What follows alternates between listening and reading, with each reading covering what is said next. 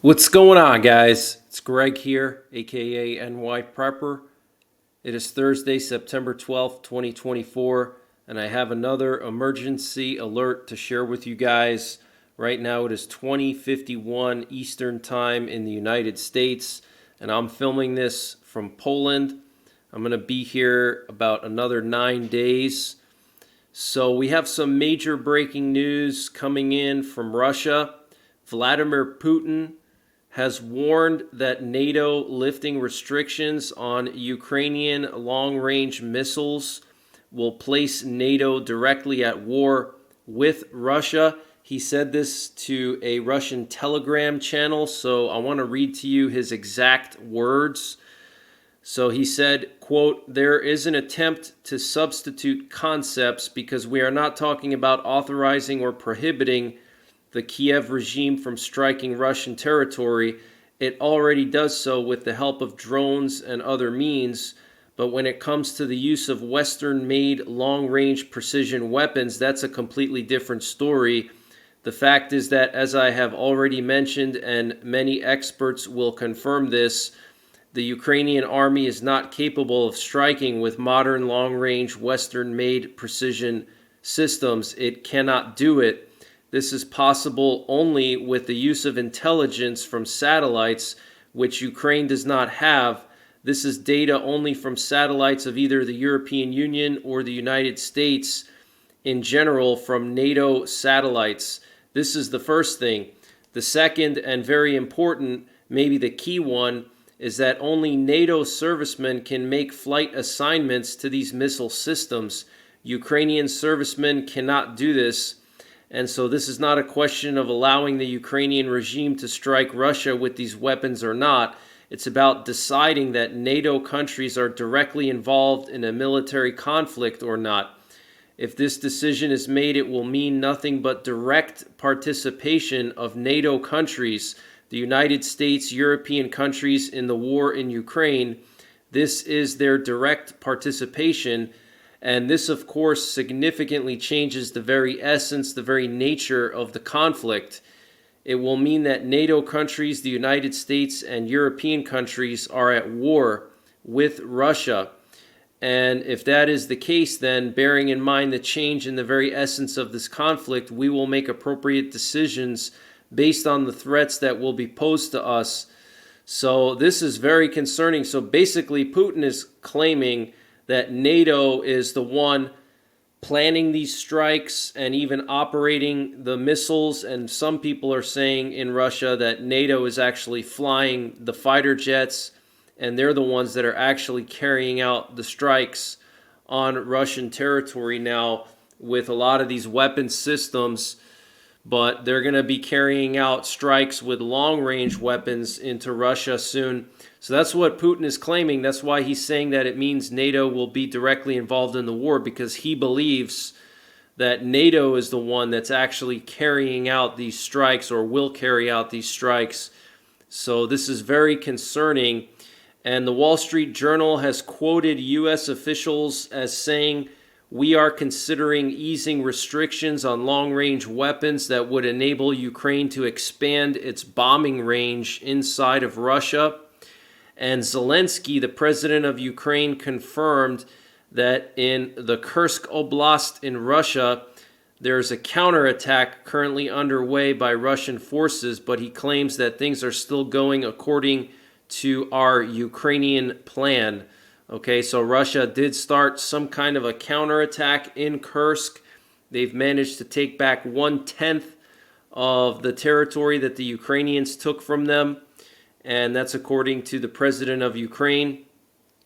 And a Russian missile hit a Turkish vessel carrying 26,000 tons of grain to Egypt from Ukraine, and it was hit in international waters in the Black Sea in the Romanian exclusive economic zone. Apparently, it was hit by a Kh-22 cruise missile launched by a Tu-22 supersonic bomber. So maybe this is why Erdogan has thrown his full support behind Ukraine. And he said the other day that Crimea is a part of Ukraine according to international law, and it must be returned. Or maybe this was Russia retaliating for what Erdogan said. So this is very, very serious, guys. Literally, a Russian missile striking a Turkish ship, and unidentified drones trespassed into the airspace of the Stockholm Arlanda Airport, which is Sweden's largest airport, for the third consecutive night on Tuesday, as reported by media outlets. We can confirm that during the evening we observed a drone at Arlanda.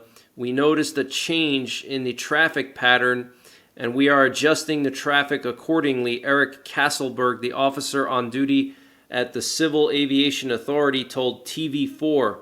We have no information on whether there is a connection with the previous drone alerts or if it is one or multiple drones. Stockholm police also received reports about drone observations in other locations. Press spokesman Daniel Wickdahl confirmed that more alarms about drones had come in but would not comment on where.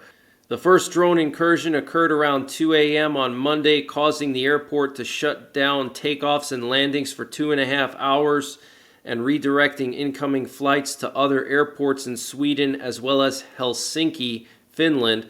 A second observation of illegitimate drone traffic at the airport was reported on Monday night. Thus far, the drone incursions remain a police issue. Should a foreign power be identified as behind them, it becomes a matter of the armed forces. Experts don't want to rule out the presence of a foreign power. Hans Liwang, the professor at the Swedish Defense Academy, told the Daily Expressen, the first event is of greater significance. Flying over Arlanda when the airport's preparedness is being tested suggests a deliberate action. It could be an enthusiast wanting to test Sweden's capability, but unfortunately it cannot be ruled out that it involves a foreign power. Thomas Mellon, research leader and aviation technology expert at the Swedish Defense Research Agency, said to the same publication that it is fairly certain this is something other than recreational flying.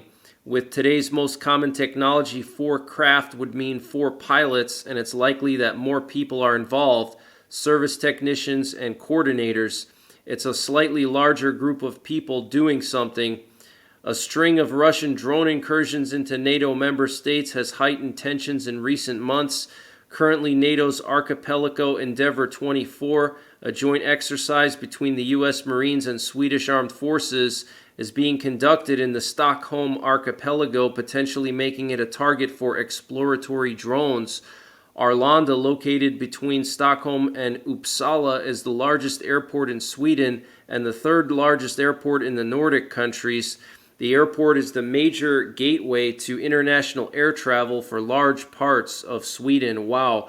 Okay, so Monday morning, Monday night, and Tuesday night, unidentified drones flying over Sweden's largest airport. Okay, and in Russia, in the Kola Peninsula, which is northwest Russia next to northern Finland, apparently there was a Ukrainian drone attack on Wednesday.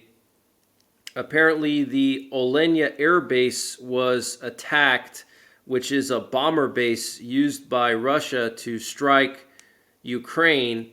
And this base is just maybe 50 to 100 miles away from the Finnish border.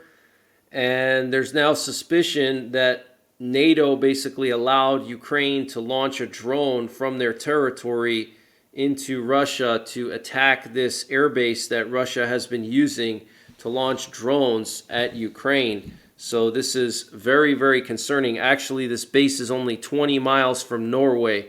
Okay, so very serious situation. We still have U.S. nuclear forces on high alert. Here you can see 2 nuclear war command and control planes that were up in the air earlier today, and 2 B-52 nuclear bombers that were airborne over Oklahoma. And we also had a U.S. Navy reconnaissance drone off the coast of North Carolina here and off the coast of Virginia Beach. We've been seeing a lot of sub-hunting activity here off of North Carolina and Virginia the past few days. And This could be a sign that Russian nuclear-armed subs are off of our shores and that Russia's nuclear posture is basically on high alert, okay? And they're putting their subs in position in case of some kind of an escalation. Maybe they're planning to strike Ukraine with nuclear weapons, and they're positioning their nuclear-armed subs off of our shoreline in case we try to attack. Then they could launch those nukes at us from the Atlantic, the Pacific, and the Gulf, and those missiles will only have a 10 to 15 minute travel time. And we also had more reconnaissance over Eastern Europe and Northern Europe. Here you can see a Swedish reconnaissance plane flying along the border of Finland and Russia. There was another Swedish reconnaissance plane in northern Poland and eastern Poland. There was also a Polish reconnaissance plane here near the Russian border, and then also there was this British reconnaissance plane here in Romania. Here's a closer look at the British reconnaissance plane. There was also some aerial refuelers, and there was also a sub hunter here as well. So a lot of reconnaissance activity in Romania near the border with Moldova. And also we have these pictures that were released by the North Korean government showing Kim Jong-un, the leader, in this uranium enrichment facility. This is the first public disclosure of a uranium enrichment facility in North Korea. Okay, so North Korea is now publicly sharing photos of their nuclear weapons development facilities. Okay, this is extremely concerning. And Kim Jong-un is just such a strange character. He's like a villain from a James Bond movie. But that's the latest breaking news that I have. I might be back tomorrow with more breaking news.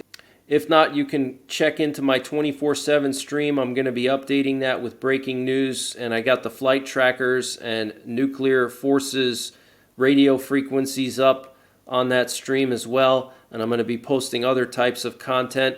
But I will be back to the States in just about a week or so. So until the next time, take care. God bless. And don't forget the 3 P's: prepare, practice, and persevere. And before I continue with the breaking news, I just wanted to mention the sponsor for this update, which is My Patriot Supply. Guys, My Patriot Supply is doing a 25% discount on their mega 3-month emergency food supply. And to get the deal, you got to go to preparewithNYPrepper.com, and the link is in the description below this video. But this is basically like their normal 3-month emergency food supply with some extra stuff. Is freeze dried, so it lasts 25 years. It's packaged in rugged, watertight buckets that don't take up a lot of space. So it's just a no-brainer. So use the link preparewithNYPrepper.com to get 25% off of the My Patriot Supply mega 3-month emergency food supply.